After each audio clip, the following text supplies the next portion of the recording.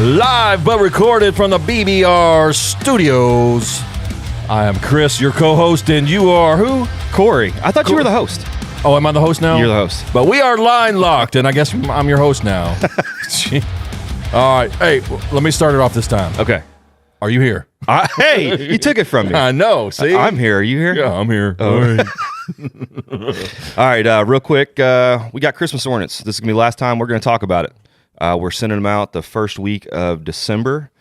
So you only got a week or so to give us your address. After that, freebies are gone. Yeah, someone said, send me that damn ornament. Like, He's tired of hearing about it, I guess. Hey, at least we have a loyal listener. Yeah, one loyal listener for sure.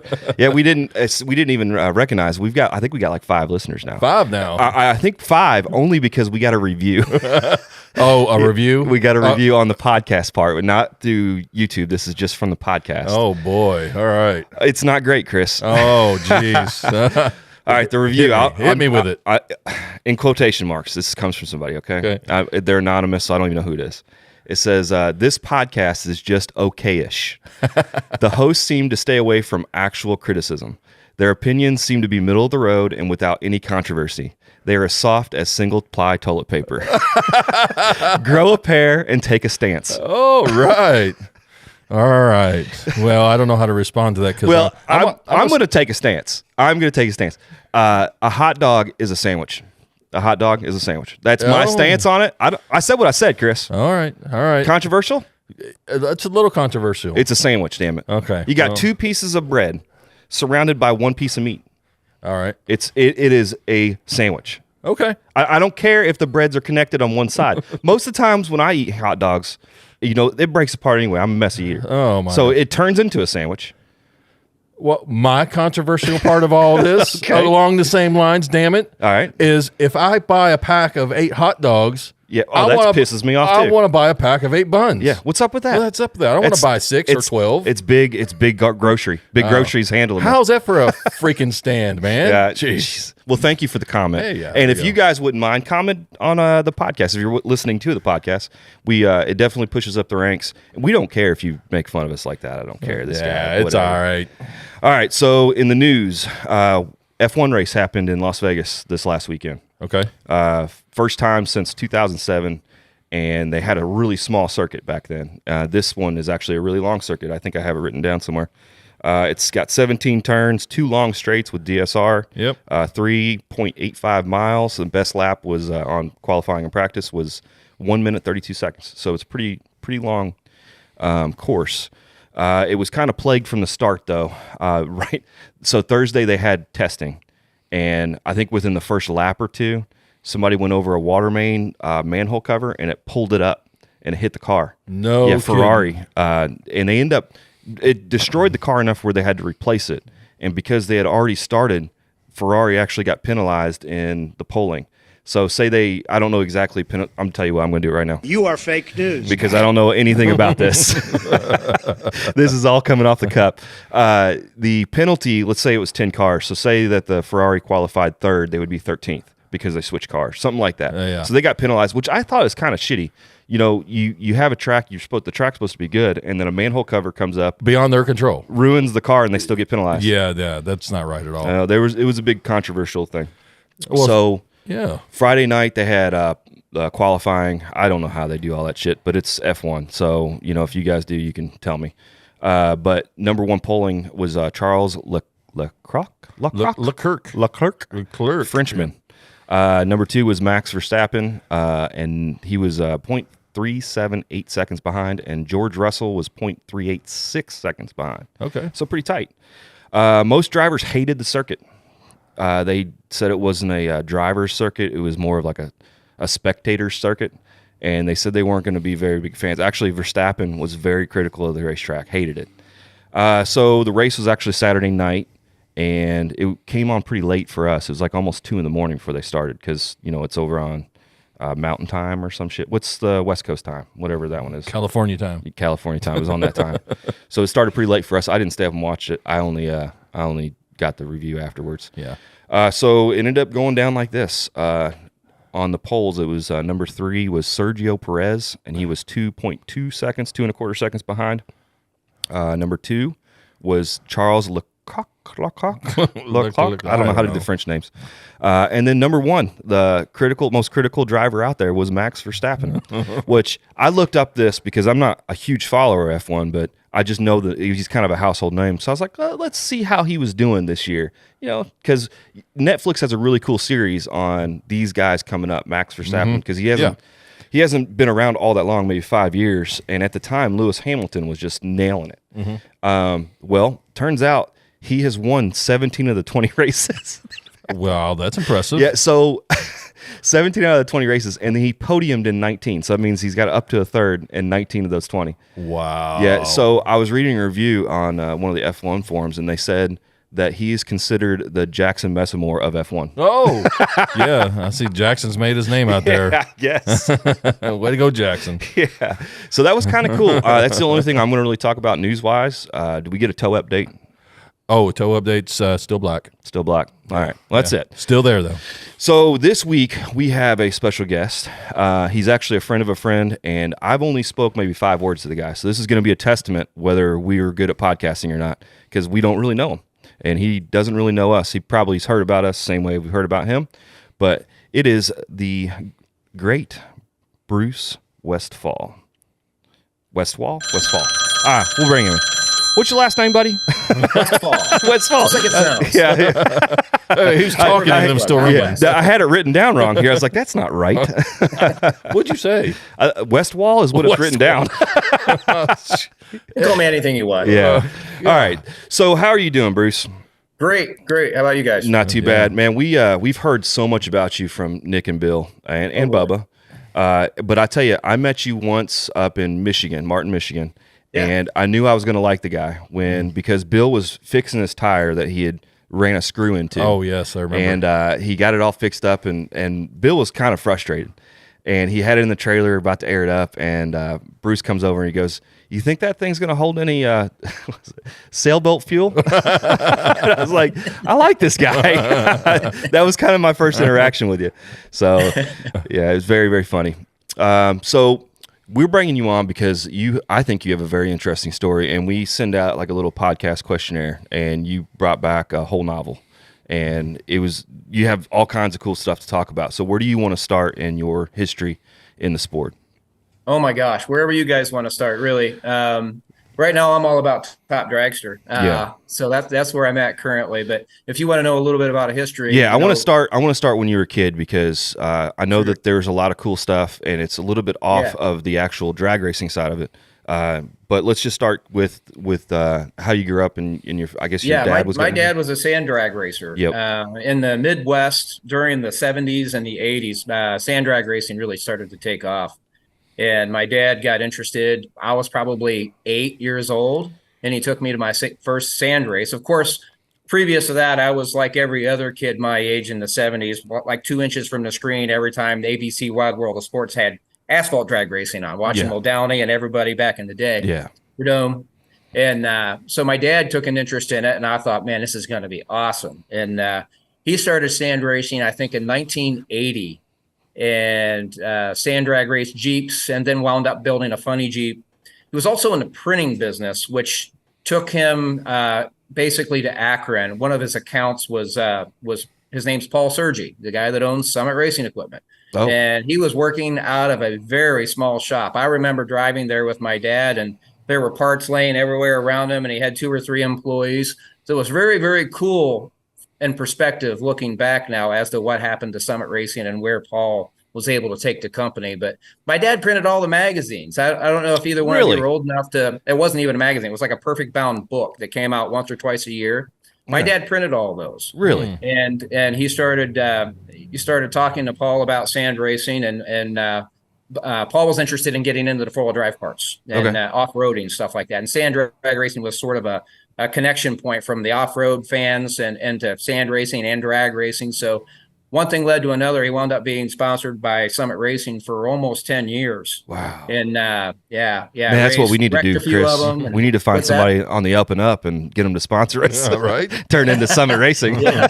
Matter of fact, almost 20 years ago now, I walked out on the starting line at then Spring National. Actually, it was the Pontiac Nationals here in Columbus. And I walked up to Paul. I said, "You probably don't remember me," and I had to introduce who I was. He goes, "Oh my gosh!" He totally remembered me, which was really? so cool. Oh, cool. But yeah. Let me ask you with the sand drag racing.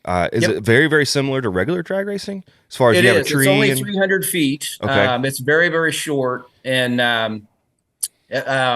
the organization we raced with was the East Coast Four-Wheel Drive Association. So all of the classes were four-wheel drive mandated, except for a class called XXA, which was an experimental double XA, which was a two-wheel drive class. And most of those guys, they all became alcohol racers later on in the asphalt. Okay. Joe Camella. There's a whole bunch of old names from the IHRA funny car guys. So on the four-wheel drive guys, do they have like sand style tires on front and rear? Yeah, really? Super scoops. Yeah, really? Which are basically drag slicks with big scoops vulcanized onto them. Yeah. Yeah, and Dick CPEC made some smaller sand tires and things like that back. So then. they have a tree just like a normal drag strip, or is it? Yep. Okay. Yep. And do they do like a sportsman style? Oh, what's that? Is it like a sportsman style tree, or is it pro trees? Most of it, yeah. When you get into the X classes, without getting into the weeds here, the faster classes, a lot of times they'd run pro tree. Yeah. Which was a 4/10 pro tree. And are their reaction times pretty similar to a normal drag strip reaction time, like double O's? Yeah, with no delay box and heads up racing. Yeah. Wow. Yeah. Yeah. I've never into 30 lights and stuff like every once in a while, some 20 lights, but we've seen some TikToks with sand stuff, but I've never actually seen an event or even a YouTube video on it. I may have to check that out. It is crazy. It's still going crazy out west. I mean, really? I'm on some Facebook pages and things, and some nostalgic stuff too from the old days when it started taking off in the Midwest. There was a sand track in Zanesville. They did it in Norwalk. There's still one up in Lisbon, Ohio. Yeah. And I think some tracks down your way too. Yeah. Back in the day. Well, it's not, I would assume it's, I don't know. Is the surface, I would say the surface would be track to track. You would have to make a lot of adjustments, right? Because it's going to be a lot different. The sand styles and the thickness and all that stuff, similar and to how drag much water's in the sand. Yeah, and you're constantly adjusting for it. And keep in mind, this is all heads up racing too. Weight to cubic inch. Right. There's no bracket. Well, there's bracket now, but back in the day when we were racing, it was all heads up. So kind of like the gasser classes, weight to cubic inch. So you'd be like a C gas or something for weight to cubic inch. Okay, and then it was heads up in that class because of your weight to cubic inch. That's pretty cool. And then on the end, I assume it's the same styles. You have traps, so you get a time slip that shows your intervals and everything. Slip.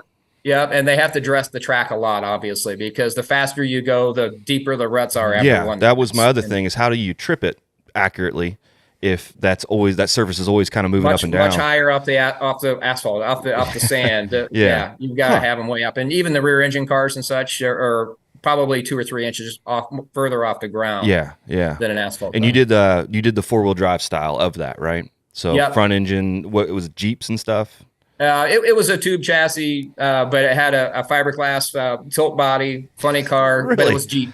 Wow. But it had fairings and wings on it, and it's That's cool, man. That's cool. Yeah, it was a lot of fun, and it definitely continued to set the hook in my future. Yeah. So you went through that, and what made you? I mean, I know you said that you saw it on TV, the asphalt stuff, and that kind of got you interested in doing I that. revered drag racing. There's one thing that would stop two things actually: Evel Knievel or drag racing back in the 70s, right? Yeah. If they were on TV, everything stops. Yeah, I understand. And we watch that, and of course, I was the normal country boy, just moving the antenna around, trying to get all the fuzz out of the screen. Yeah. But I just loved it, and I still do.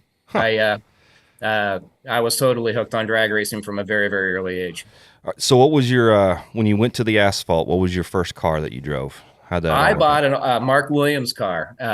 Back in the day, it was a 1994 Mark Williams alcohol car. I didn't know what I was doing. You're going in deep. I knew what I wanted to do, but what I was going to do with the car, it was an apples and oranges deal. It was a 250-inch car to go bracket racing with, and especially back then, and with a small block Chevrolet, no less. Yeah, 250-inch car. So that's the dragster. Is that what? Yeah. So wow, I mean, that was your first experience on a racetrack, was with a dragster. Yes. Wow. Yes. That's crazy. You didn't, screw the door car. We're going straight to a dragster. Big balls right there. Big balls. I've been a dragster guy my entire career. I've never driven drag car, door car. Really? It's on my list. Yeah, you should. I really like Top Sportsman. Yeah. I'm all about Top Sportsman and Top Dragster because it's in my wheelhouse. Right, like the real fast ones are not as fun to get in and out of, I'm sure, as far as the dragster, because you got some easy access there. But yeah, that's wild that you went straight into it, and I think Vern had a similar story to that too, where you went straight to a dragster or something crazy. Well, that's cool. So you, what kind of times were you running with your first car? I was super cop car. I've been wide open. The thing would run like 860s, 870s. That's respectable. Yeah, not bad. And then was that a naturally aspirated alcohol car? It was alcohol injected. I've never owned a carburetor. It's been it's been fuel injected from day one. So and my dad ran injection. He ran 8-stack injection. Yeah, because we didn't have to repeat. Obviously, we were trying to go fast in the sand. The joke around here is carburetors should come with white New Balances and long top socks. But to be quite honest with you, with the fuel injection nowadays, I think us mechanical fuel injection guys probably need some New Balances too. To be quite honest with you. Yeah. So you were you successful with your first car, or how did you do it? I was successful at learning, but I was not successful at winning rounds. The car was too long, the motor was too far from the rear end. Yeah. All kinds of things I didn't know then. Yeah. Right. Yeah. It's like, why won't this thing repeat? Why do I spin the tires every once in a while? It's like, well, it's an alcohol car designed for a Lenko and a Hemi, and you've got a small block Chevy in it. Yeah. So the weight was a little bit off. Was that did you say it was a front engine car or a rear engine? I didn't. It was a rear engine car. Rear engine car. So behind you. That was that's pretty wild. Did you end up figuring it out, or did you get rid of it before you did? Oh yeah, no, I figured it out, and some racing friends that I continued to acquire as I was racing. One of them ended up buying that car, shortening the rear end of the car and making it more like a bracket car for a shorty glide. Okay. And he wound up putting a blown small block in it for quick racing, and it worked really well. Cool. It was a well-built car. Yeah. But it was wrong for the combination I had for sure. And then that's when I built my first 4-link car. Was probably it was a 1999 actually. So the Mark Williams car was a hardtail? Yep. Okay. That was the only hardtail I've owned. Actually, no, it wasn't. I owned a Spitzer after that. It was a hardtail. And so you built a 4-link car? Or? Yeah, I built a 4-link car. Yep. Okay, cool. It was a 235-inch car with a same small. I was a small block guy because my dad was a small block guy. Yeah. Partially for economic reasons back then, because I already had a bunch of parts. Yep. And and it didn't make sense to throw all this on the shelf financially and go buy big block stuff. Yeah. Me and Chris are in the same boat. We both campaign small block stuff, and it's just easier to have extra parts that way. Yeah. It would cost us a lot to transfer over, but eventually we're just going to have to bite it and go at least big block, because our tongue's hanging out with the small blocks when we go real fast. There's only so much horsepower you can manageably do without really hanging the tug out. I ended up going really far with the small blocks to the point where I had a down nozzle 871 high helix blower on a solid head down nozzle motor. Yeah. I went way too far with small blocks for the pocketbook, but I did. It was fast. So what kind of horsepower were you getting out of those, you think? Estimates? That the motor I just referred to? Yeah. Mm-hmm. Estimated 7. We never dynoed the motor, but Ed Wasserbeck built my motor. He's a local regional speed guy, and he estimated 1,700. Wow. That's getting it with a small block. Mm-hmm. That's getting it with a small block. That car would run 650. And we're also talking about a time in the early 90s where the development isn't as what we have today. There's a lot stronger parts. People are getting 2,500 horse out of them now. Pretty reasonably. I quit racing in 2008 prior to my re-engagement with racing about a year and a half ago now, and I cannot get over what has happened, both with organizations like you're involved with. Yeah. And motor combinations and parts. Nick, our friend here that has this big block, he runs easily in the 3s, and I just can't. When I quit racing, a big block Chevrolet would not go down a steep hill in the 3s. Racing backwards on KD all day long now, and it's amazing. Yeah, wow. So you did the 4-link car. I'm trying to look through the notes that you gave me here. Eventually, you kind of decided to hang it up, but before you did, you were trying to maybe campaign 2 different cars or into different classes or funny cars. My entire goal from the time I was old enough to understand what top alcohol was, I wanted to be a top alcohol driver. Okay. I wanted to own my own alcohol car. Yeah. I did the whole Frank Holly thing, and I was lucky enough to be befriended by Jeff Wilson Racing, which was a championship level top alcohol dragster. And one thing led to another. He asked me to start coming along and crewing for him. And then eventually Bubba, our mutual friend Bob, he wound up being eventually the crew chief on that car. And I crewed for him for a number of years, 5 or 6 years. And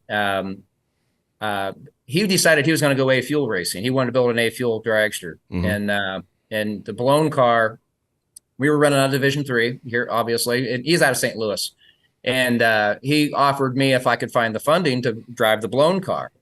And I was so excited. I was just like, this is like a life dream, right? So bottom line is I struggled to find. It takes 6 digits to run one of those cars. Well, that was going to be a question for me, for you, is even in those years, what would it cost to campaign a car like that?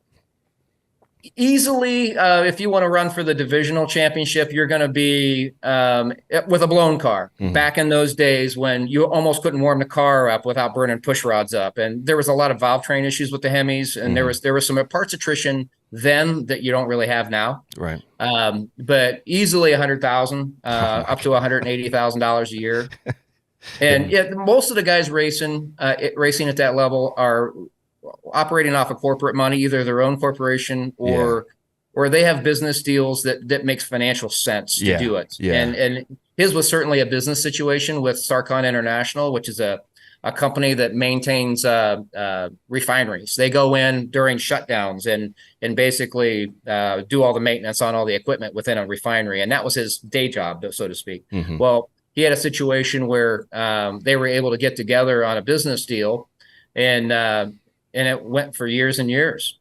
And we wound up getting hooked up with Evan Knoll, which some of the racers that have been around for a long time know that name. He owns Torco Racing Fuels. He's a guy that had all the Torco cars in the early 2000s. He wound up in prison. But that's a whole separate podcast. Was it money laundering or anything like that? Oh, absolutely. It was huge. It was huge. But Connie Coletta was getting money. All of the fuel cars were getting money. If you remember, he was always standing on the starting line. It reminds me of that. There's a Netflix series about a guy getting into F1 that was from Florida, and he was running drugs to be able to fund the operation. I remember that. That was pretty wild. People... even our level of racing, we're able to combine some costs because we got 2 cars, so we kind of share some of that burden.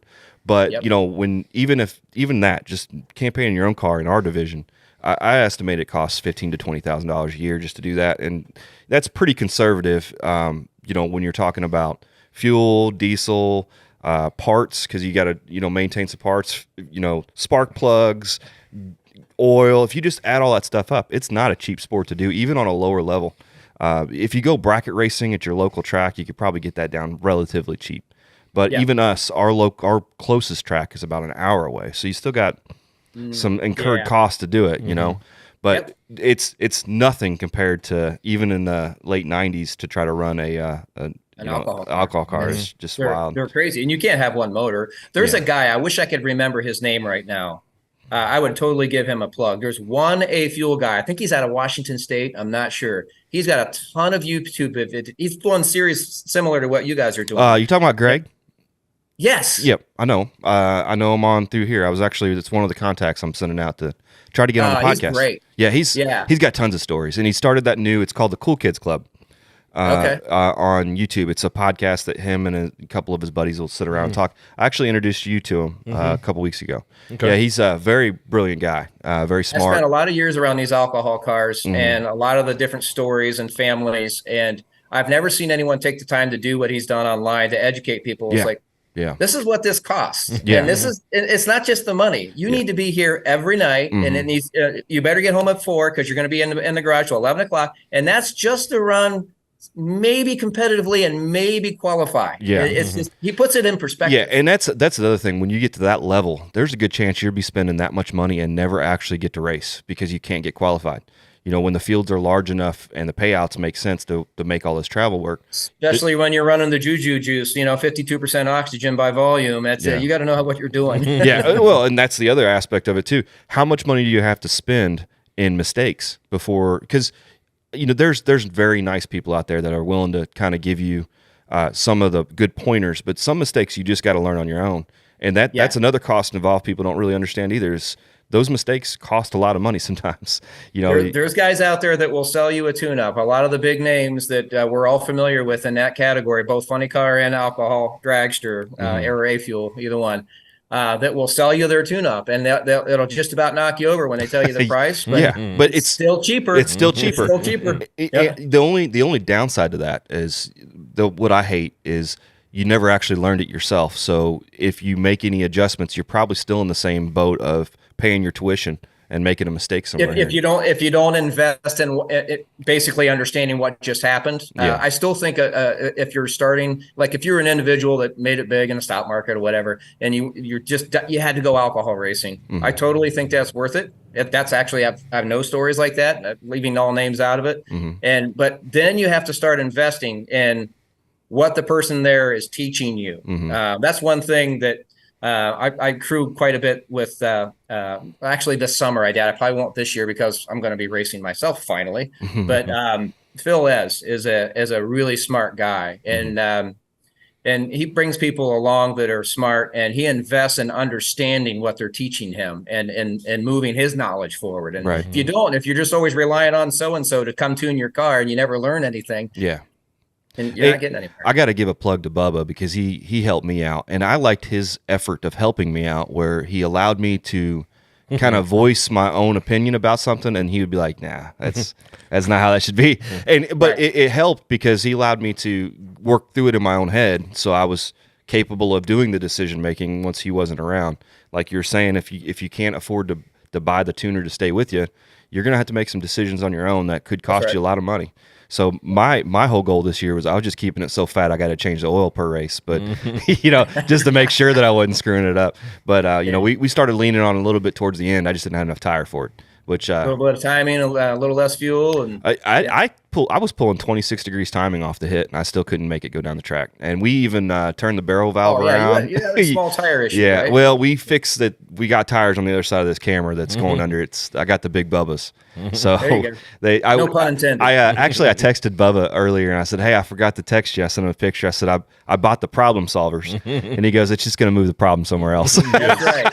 That's the Bubba I know. It's just going to change your failure point. He never. I said, "You're not wrong," and he never responded. That's what I love about Bubba is that those answers are perfect because he's not wrong. That's great. So you decided to hang it up, and what was the cause of that? You just was financially, you're just done with it, or were you frustrated, or what? Without getting too far in the weeds on that too, I basically wound up running a Division 4 race and drove Jeff's car for testing and licensing, and I had a dozen or so top alcohol passes under my belt, and I loved it. The problem is I couldn't afford it. And rightfully, Jeff mandated that I signed a contract when I jumped in his car. If I wreck it, I replace it. Yeah.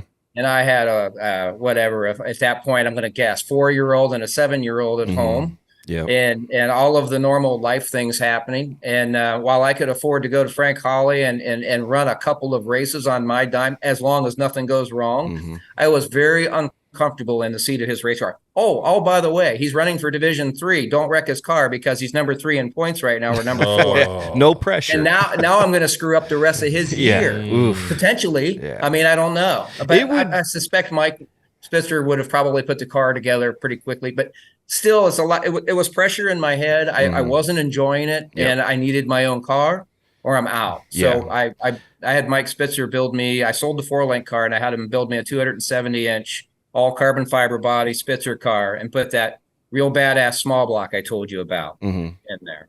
And the reason I did that is because NHRA announced they're going to run top dragster. It's like, hey, a blower class I can afford. I think I can do that. So I show up to the very first race of the year that I went to anyway, which I might have been the Spring Nationals. I can't remember, here in Columbus. And I run down to the staging lanes in my 1,700 horsepower blown small block. And I look behind me, and I see every deadly bracket car that won faster than during those days, 780s, 770s, filling the lanes behind me. It's like, okay, I just brought a knife to a gunfight because this class is not full of blower classes. You may or may not have been involved back then, but IHRA had a very successful top dragster category. And I thought, man, if NHRA announced that, those guys and they were fast. They were all blown, all fast. They're all going to come to NHRA. None of them did. The whole lanes were full of really, really successful, good racers from Super Comp. All they did is turn off their throttle stop. It's like, crap. I think the IHRA, at least during that time, was treating the racers a little bit better than NHRA at the time, and that's probably why nobody wanted to transition over or do anything with it. Probably so. I'm hoping that the NHRA at least broadens their horizons a little bit in the very near future, because to me, they are kind of the dying breed when you have good programs out there. The WDRA is now coming up, and people. I retract that. I never even heard of the NDRL until Bill told me about it, our mutual friend. And I went out, and of course, I've got this thing behind me, 99% built to go top dragster racing with PDRA next year. Yeah, and I see all these really cool front engine cars. These guys are having fun. You know, obviously they're not spending the kind of money that alcohol cars are, and it's like, wow, I'm second guessing my decision here to build my car. I think, for one, you need to campaign that car. You've put a lot of money and effort into it. You need to do that. But personally, once you're done, screwing around with the fast stuff like that, you need to, maybe go into a little front engine dragster or even an altered or something. They're not as and a few people hopefully listening right now. I've already posed the idea that we kind of pool our money together, and I've got small block parts coming out my rear end here in this garage. And if somebody happens to buy a front engine chassis, I don't care who drives it. Let's get this sucker out there. So we definitely there you go. Let's go, Bubba. That would be so much fun.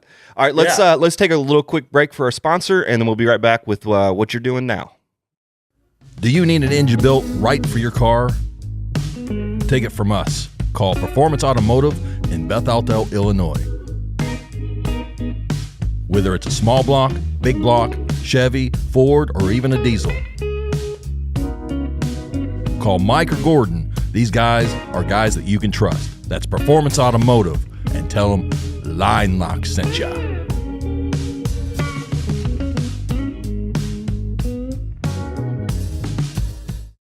All right, welcome back. Make sure if you want to go top alcohol racing, you give the guys over at Performance Automotive your phone number, because they could take care of you. Isn't that right? Oh my gosh, those guys are great, man. Yeah.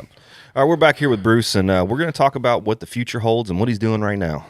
So I could see behind you, you've got a little dragster with a tiny little motor. You can barely see it. Little 521 here. I'll give you a little bird's eye view there. Yeah, that's so badass. Like wow. They sent me a video of it running the other day, and it sounds tough. It sounds real tough. So that's what you're into right now, and they're all fast in the garage, right? That's true. That's true. They're all race winners. So you decided to get back into racing. How many years ago now? A couple of years ago? About 2 years ago. Really, in the middle of COVID, to be honest with you. And it didn't start with me. It started with my son. He's an engineering student, and he's always cursed me for getting out of drag racing when he was a boy. And he was really down and out. They weren't allowed to go anywhere or do anything at school. And I've had in the back of my mind a little itch. We all refer to as drag racing. And I thought, you know what if I find a used dragster somewhere and kind of try to pep my kid up and keep his interest in engineering and school by putting him in a driver's seat, and he gets to help on the race car. Well, I talked to Nick and Bill Hamilton. They had one of my old blown small block rear engine cars that they had mothballed in the corner of the garage. They've got a whole stable of cars, right? So, I'm only aware of the ones I see so far. I haven't seen the other stuff yet. I was actually surprised he's selling that Ford Ranger. That was new to me, new information. That was kind of a cool car. A lot of cool stuff. Well, this little green dragster was all sad looking in the corner, and Bubba kept saying, they've got your old dragster. They've got your old dragster. He said it like 10 times to me. It's like, daggone it. So we started talking, and we made a deal. They made me a great deal. Yeah. It needed freshened, but it was complete. So I bought it, and that's what we did. We got it recertified, put new rubber on it, and seat belts, and and freshen the little blown small block, which are the same heads I put on it 20 years ago, believe it or not. The castings are. Wow. And the same blower. Yeah. And it's a good little car. Thing will, I'm only 8th mile in with my son. And I said to myself, I'm not going to drive again. I'm just going to have fun with Jet. My son's name is Jet. And we're just going to let him learn. Well, that lasted about half the season. And I'm looking before I head in the staging lanes, behind in the staging lanes, and I'm standing behind the car, beside the car, everywhere, just pacing, getting itchy. And the other thought I've had since I quit racing, and I've said it out loud to everyone, if there's ever going to be a really fast bracket program where everybody's blown, you got to qualify to get in, 4 seconds or faster, I would seriously consider jumping back in. And I've known the PDRA has been doing it for a number of years now. Well, it just, the hook kept getting set and set and set. And last spring I went down to North Carolina and bought one of Darian Bosch's old cars. It's a 2017 Miller car, 255, and I converted it from big block Chevy to Hemi. And I bought Phil Les's alcohol funny car motor, and he was kind enough to assemble it for me, and found a Chuck Ford blower, put that on it, and then found an injector off of another guy. Actually, the blower and the injector came from, you ever heard of the car called Christine? It's a shoebox. Chris Klein is his name. He runs down in the Carolinas, but it's been floating around. It's a really cool car. He's built a new one. Is that a blower and everything 1470? came off of his car because they made PSI blowers legal for a lot of the Pro Mod stuff. So all of these super uber expensive blowers weren't so uber expensive. Is it a 1471? It looked big. It's a 14. Yeah, it's a 1471, and supposedly made something like 37 pounds of boost at 20 over. So it's a pretty stout little blower. Yeah, I'd say it's good and tight. You get it freshened up, or you run it as is, or do you freshen yourself? It's pretty fresh. Is it? It's pretty fresh. Actually, Bubba tore it apart for me and looked at it, and it's pretty good. Cool. It's pretty good. We're gonna run it. At least for now. I need to license yet. I haven't licensed yet. We're gonna go down to Orlando at the end of January. Okay. Yeah, that's another thing. So you have to get a license, a long wheelbase license too. From the ground up, because I let all my licenses expire over 10 years ago. Yeah. So I'm back at it. So. Well, that'll be, to be quite honest with you, I think it's probably in your best interest to go ahead and get that done, just because you're talking 380s in the 8th. That is no joke. That's only a little bit slower than the alcohol cars where I drove. I mean, I was running 360s. 363 was the fastest 8th mile I can ever remember. Yeah. And it was only, a dozen passes or so that fast. My blown small block car was like 420, considerably slower than what this is going to be. So yeah, cool. So you're hoping this year get your license in January, and you're going to try to run the PDRA circuit, right? Yeah, I've been watching them like a hawk. I have. I'm wearing Bill and Nick out. I do all the math. I figure out average reaction times, average ETs that win, average ETs that are the bump spot, math a million different ways, so I know what I'm dealing with. Yeah, we love math. We love data. We sit in there and look at it all the time. How many races is that a year?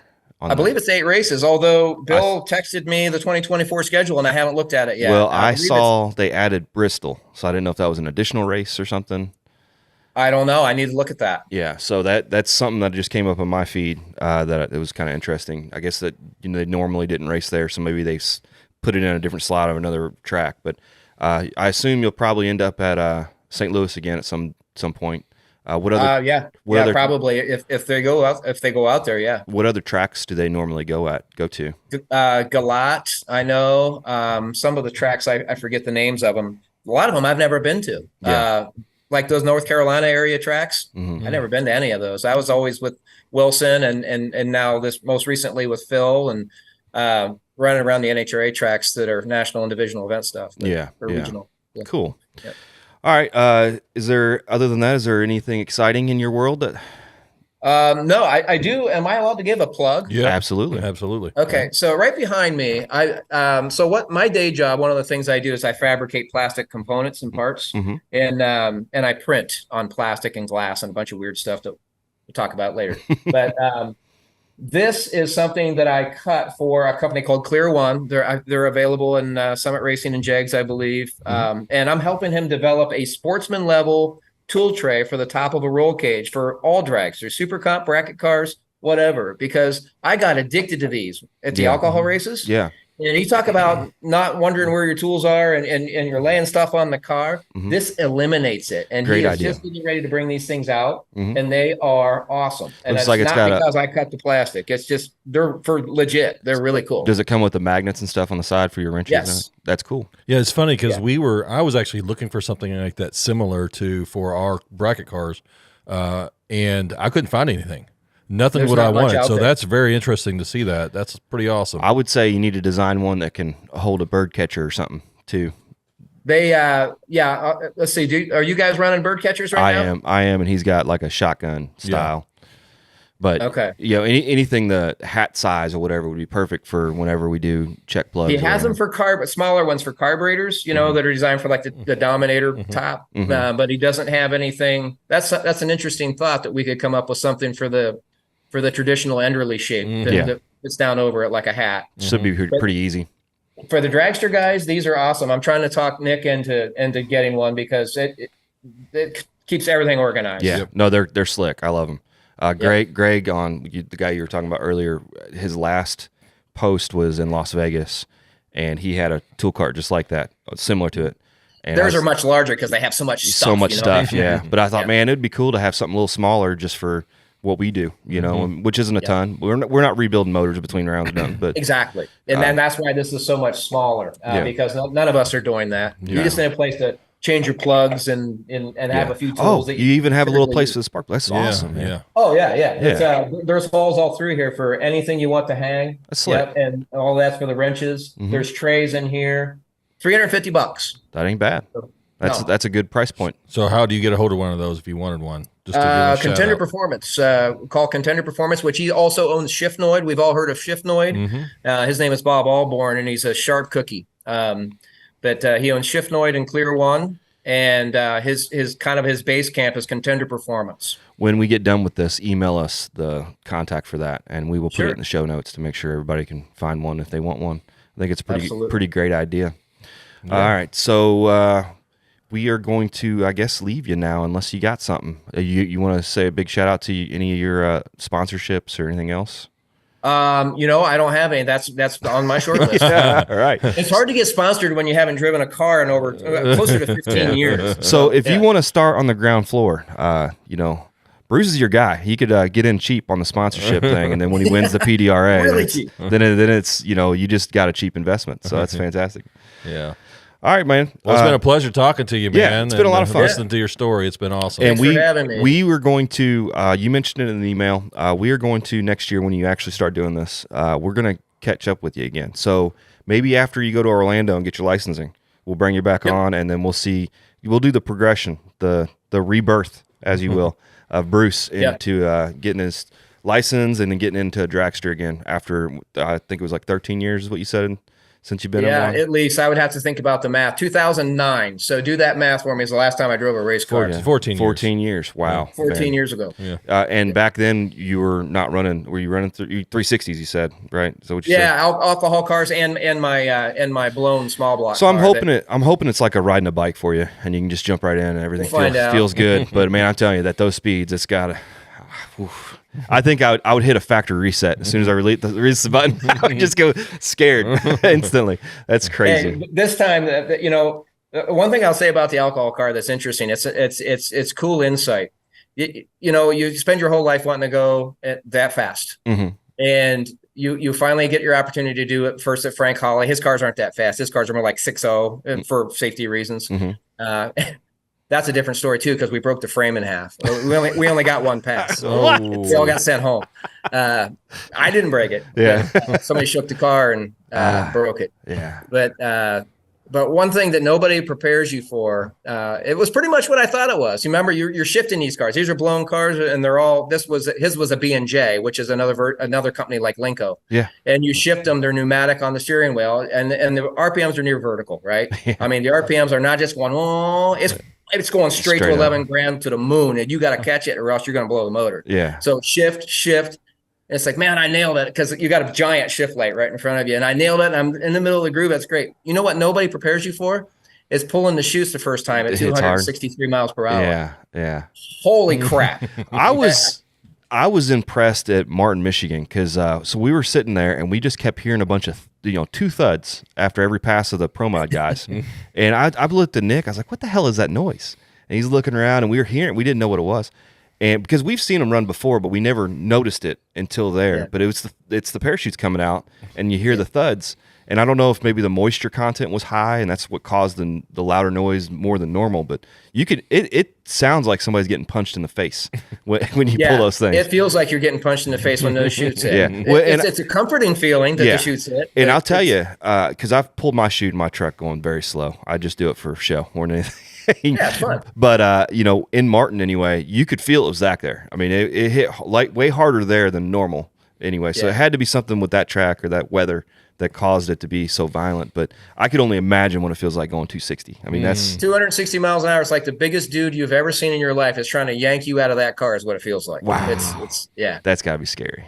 But yeah, it only lasts for like 2 or 3 seconds, but that's an interesting insight that I've never heard anybody else share that licensed alcohol or fuel or whatever, and it really was exactly what I thought it would be. Yeah, so you're talking violent, it's fast, and it's exhilarating, and your adrenaline's through the moon. But when you hit the chutes, it's like, what the hell was that? I mean, it's just like, wow. And even because I even felt it at close to 160, and you're talking 260, which is a whole 100-mile-an-hour faster. But it's like it's a root mean square problem, because could you imagine what it feels like going 340?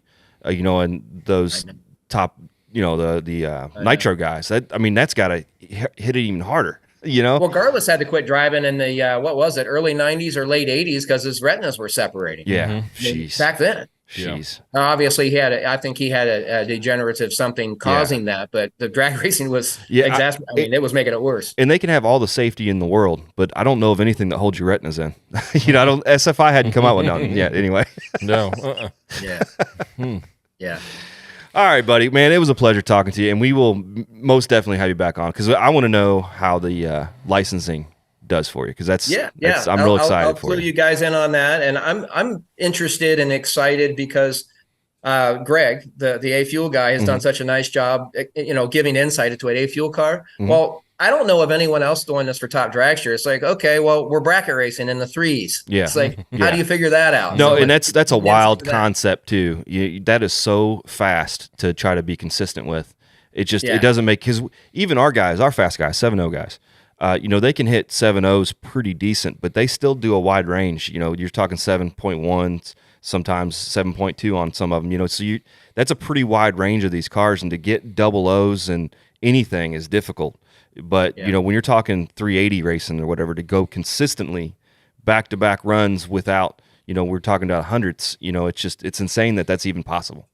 It's wild. Yeah, and some of these guys are holding numbers. I mean, when you look at the data, it's easy to see they're holding numbers in the 3s. Yeah, that's crazy. They're just trying to tree somebody and holding a number. It's like, it's crazy. All right, man. And the guy that won the championship, I don't know him from Adam. How do you even think fast enough? So you hold a number and you get down to the finish line. How do you even finish line drive that? You don't have any time. I've never been that fast bracket racing. I've only been that fast just keeping it in the groove. Yeah. It's totally a different deal. I couldn't imagine. I have a hard time with a 8-9 second truck trying to finish line drive. And you seem like you have the world on your shoulder as far as time wise. And you don't, but then you go down to 380 racing, and literally you launch, and within a second you start realizing where your competition is, and now you only have less than a second to decide how you're going to finish line drive them. Right. I just don't understand it. It's wild. I actually look for year one to be an education year for me, because it is different. I mean, I've heads up raced slightly faster than that, and I've bracket raced much slower than that. So now I'm going to bracket race only slightly slower than the alcohol cars I drove 15 years ago. So crazy. Well, man, good luck to you. I really hope everything goes great for you down in Orlando. Hope the motor does what you want it to do, and you get the numbers that you like. And we will definitely be in touch with you very, very soon. Thanks for coming on there, Bruce. All right, thanks, guys. Thanks, man. Take it easy.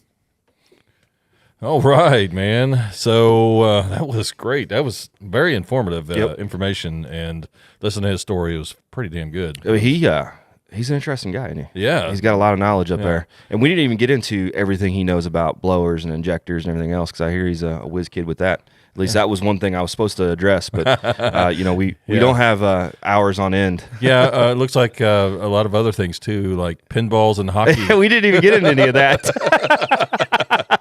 Yeah, evidently he's he was almost a Wayne Gretzky at one point. And laundromats.